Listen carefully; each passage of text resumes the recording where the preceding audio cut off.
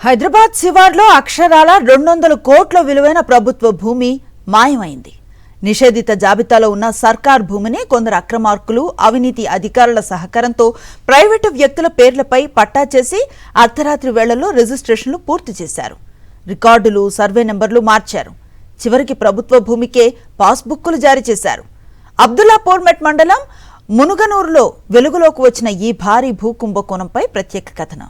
హైదరాబాద్ నగర శివార్లోని అబ్దుల్లాపూర్మెట్ మండలం మునుగనూరు, విజయవాడ నాగార్జునసాగర్ జాతీయ రహదారుల మధ్య ఉన్న అత్యంత విలువైన ప్రాంతం. ఇక్కడ ఎకరం భూమి ధర 15 కోట్లకు పైమాటే. అలాంటి ప్రాంతంలో సర్వే నెంబర్ 44లో 40 ఎకరాల ప్రభుత్వ భూమి ఉంది. గత 70 ఏళ్లుగా రెవెన్యూ రికార్డుల్లో ఇది ప్రభుత్వ పోరంబోకు భూమిగానే నమోదైంది. కొనుగోలు, విక్రయాలకు వీల్లేని నిషేధిత జాబితాలో ఉన్న ఈ భూమిపై భూబకాసురుడ కన్ను పడింది.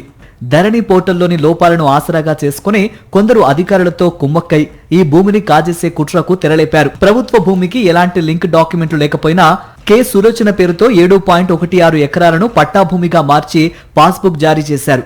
ఆ తర్వాత 2024 మే 28న రాత్రి 9:29 అదే భూమిని మేరుగు గోపాల్ పేరిట రిజిస్ట్రేషన్ చేశారు.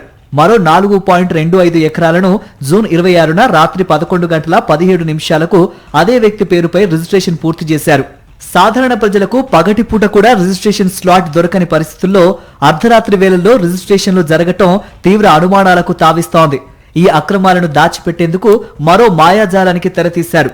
రిజిస్ట్రేషన్ డాక్యుమెంట్లలో సర్వే నెంబర్లు 44/2, 44/4గా నమోదు చేసి పట్టాదారు పాస్బుక్ లో వాటిని 44/10, 44/11గా మార్చారు. అనంతరం వ్యవసాయేతర భూమిగా మార్పు చేసినప్పుడు అదే భూమికి 44/8, 44/9 సర్వే నెంబర్లు కేటాయించారు. చివరికి ఎన్కంబరెన్స్ సర్టిఫికెట్లోనూ అసలు వివరాలు కనిపించకుండా రికార్డుల్లో మార్పులు చేసినట్లు ఆరోపణలున్నాయి. దీంతో ఈ వ్యవహారంలో అధికారుల పాత్రపై అనుమానాలు మరింత బలపడుతున్నాయి. అయితే 200 కోట్ల విలువైన ఈ భూ వ్యవహారం ఉన్నతాధికారుల దృష్టికి చేరడంతో కథ అడ్డం తిరిగింది. సిసిఎల్ఏ సుమోటోగా కేసు నమోదు చేసి శాఖాపరమైన విచారణకు ఆదేశించింది. ఇప్పటికే ఆ 12 ఎకరాల భూమిని తిరిగి నిషేధిత జాబితాలో చేర్చారు.